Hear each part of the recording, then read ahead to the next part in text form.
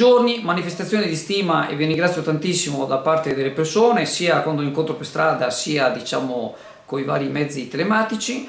I ringraziamenti sono per il lavoro che facciamo di formazione, vi ringrazio veramente tanto. Se volete sostenerci in maniera ancora più puntuale, vi ricordo che è molto importante per noi l'iscrizione al canale. Come potete vedere dalle immagini, basta cliccare sulla campanellina, ed è importante anche il like o l'unlike, quello di YouTube, perché fa alzare l'algoritmo e ci fa aumentare la penetrazione del nostro canale.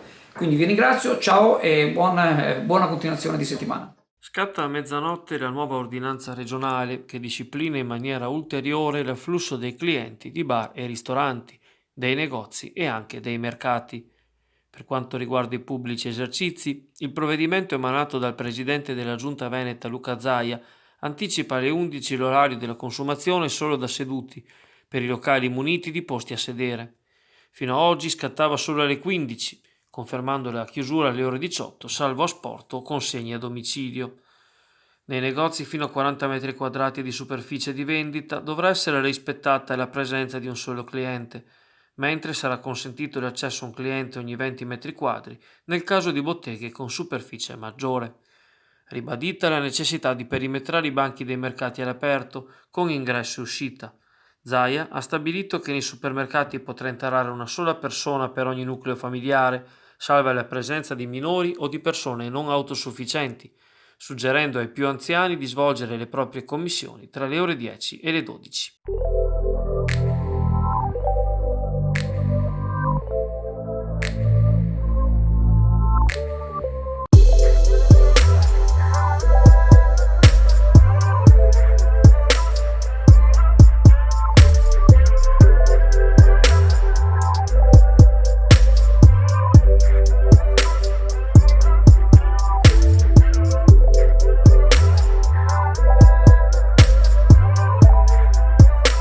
Torna all'asta il centro congressi Cursal in lungomare Adriatico a Sottomarina. Ma come per la prima volta un anno fa, forte è il rischio che non si presenti alcun acquirente al cospetto della città metropolitana di Venezia, proprietaria dell'immobile. Da anni quest'ultimo è completamente inutilizzato eppure inservibile allo stato attuale, dopo che una serie di atti vandalici aveva costretto le amministrazioni a murarne gli ingressi. La base d'asta parte da 1.555.000 euro, lo stesso importo lanciato nella precedente licitazione. Nessun ritocco al ribasso dunque, circostanza che aveva già scoraggiato il comune di Chioggia da voler formulare un'ipotesi di acquisto per mantenerne la funzione turistica, anche se non ricettiva. Nell'ottobre 2019 il Consiglio Comunale infatti aveva deliberato di non procedere all'istanza di acquisto, valutando invece di chiedere alla città metropolitana la mera gestione del bene, il che comporterebbe spese di molto inferiori, pari al 5% dell'intero montare, ovvero 80.000 euro annui, magari in compartecipazione con i privati. Per quanto riguarda questi ultimi, l'associazione albergatori e le sigle coinvolte nel consorzio di promozione ai lidi di Chioggia avevano formulato un'ipotesi di gestione e manutenzione, secondo la maggioranza consigliare insufficiente a far fronte alle spese necessarie. Il termine ultimo per la presentazione delle offerte, tuttavia, scadrà il 29 gennaio 2021.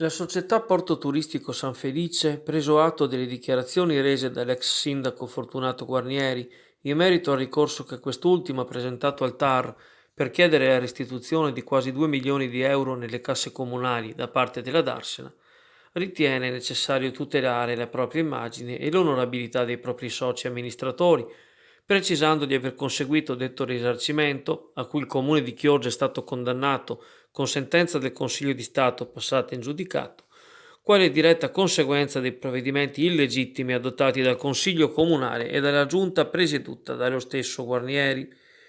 Tali provvedimenti erano già stati annullati con una sentenza del TAR del Veneto, poi confermata dal Consiglio di Stato, il quale, rigettando l'appello avanzato dal Comune e accogliendo invece quello della società, ha riconosciuto anche il diritto al risarcimento del danno.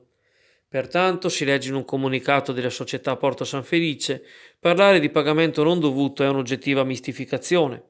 Quando già i due reciproci appelli erano pendenti, e non prima, secondo i firmatari della nota, venne sottoscritta una transazione che obbligava entrambe le parti a rinunciare alle proprie pretese in giudizio, a condizione che il Comune adottasse e approvasse il piano particolareggiato del porto nei contenuti e nel rispetto dei tempi individuati.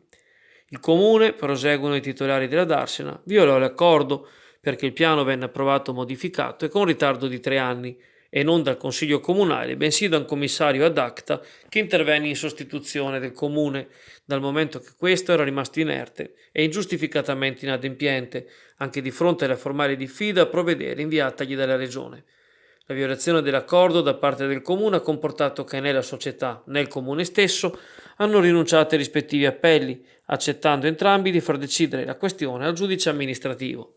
Di tutto, assicura l'impresa, verrà data documentata dimostrazione nel giudizio acceso davanti al Tribunale amministrativo dal dottor Guarnieri e da altri cittadini riunitisi in comitato, dove la società Porto Turistico San Felice si è già costituita parte. L'azienda sottolinea come la posizione dell'ex sindaco sia stata archiviata e non si può parlare di assoluzione, dal momento che lo stesso non è stato sottoposto a processo e quindi, continua la nota, non è stato riconosciuto esente da responsabilità.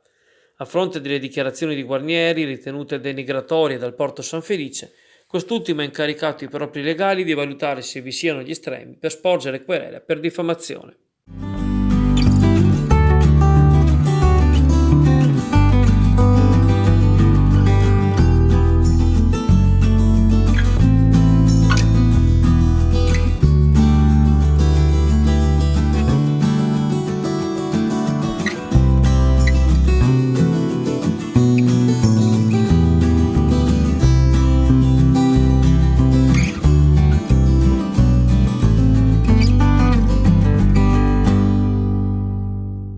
Istituzioni, politica e sindacati in soccorso della marineria di Chioggia, che negli ultimi giorni ha vissuto notevoli difficoltà nel raggiungere i luoghi di pesca nel mare a causa del sollevamento delle paratoie del Mose, necessario per non far allagare ancora una volta le città della laguna.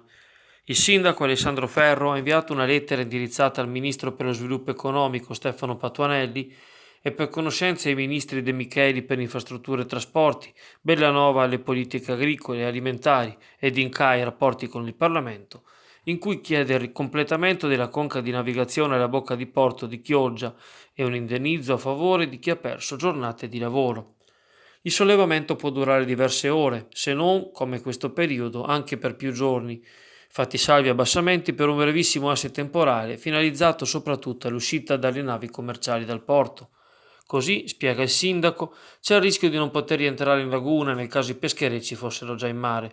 Un duro colpo durante la crisi nata dall'emergenza sanitaria, con ripercussioni a livello umano e sociale. I pareri degli assessori alla pesca Daniele Stecco, dei consiglieri regionali Erika Baldin e Jonathan Montanariello, del direttore del mercato ittico all'ingrosso Emanuele Mazzaro e del sindacalista Pierpaolo Piva sono presenti nell'articolo pubblicato dal blog La Pagina della Pesca.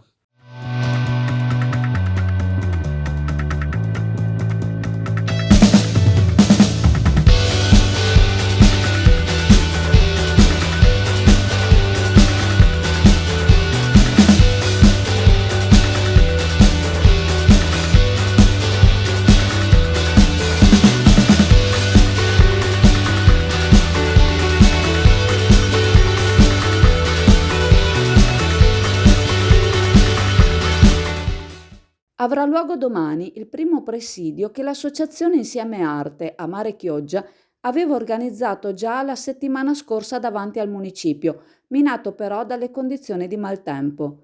L'iniziativa, in programma alle ore 11, intende porre l'attenzione attorno a una serie di problemi cittadini legati al verde pubblico, con la richiesta di applicare la legge che prevede di piantare un albero per ogni neonato e alla salvaguardia del centro storico.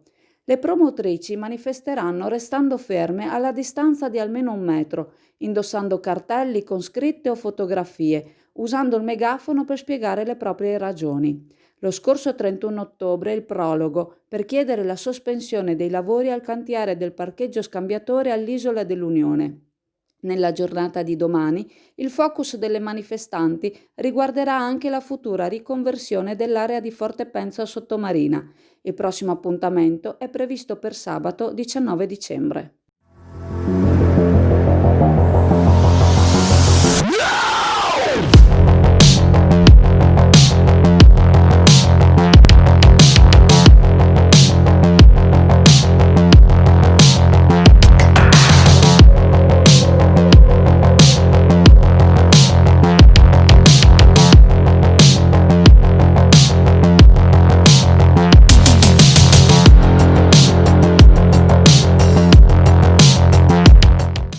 Un'agenzia per la locazione a uso residenziale del Comune di Venezia. È l'istanza avanzata da alcuni consiglieri di opposizione per provare ad arginare l'inesorabile spopolamento della città, che ora coinvolge non solo la parte insulare, ma anche quella di terraferma. L'obiettivo della mozione è costituire un soggetto pubblico che favorisca l'incontro tra domanda e offerta di locazioni e si faccia garante allo stesso tempo verso i proprietari e gli inquilini. Secondo i firmatari della mozione promossa dal consigliere del PD Emanuele Rosteghin e sostenuta dal gruppo dei Democratici, da Marco Gasparinetti di Terra e Acqua, da Gianfranco Bettin di Venezia Verde Solidale e da Cecilia Tonon di Venezia è Tua, sarebbe proprio questa agenzia a coniugare il ruolo del pubblico con quello dei privati, promuovendo, agevolando e tutelando iniziative di locazione a canoni calmierati. Di sicuro la drammatica questione dello spopolamento del comune non può più essere rimandata, in particolare nella città d'Acqua, che rischia di raggiungere a breve la quota di 51.000 residenti. L'ipotesi di apertura di un ufficio per la locazione residenziale, spiega Gasparinetti, che da anni con il gruppo 25 aprile si occupa dello spopolamento di Venezia, ha due principali obiettivi: sostenere la residenzialità e consentire ai proprietari di trasformare le locazioni turistiche ormai sfitte in abitazioni per residenti, offrendo una serie di garanzie. Tuttavia è per nulla scontata, visti i rapporti tesi in Consiglio Comunale, la collaborazione nel merito con il sindaco e le forze di maggioranza.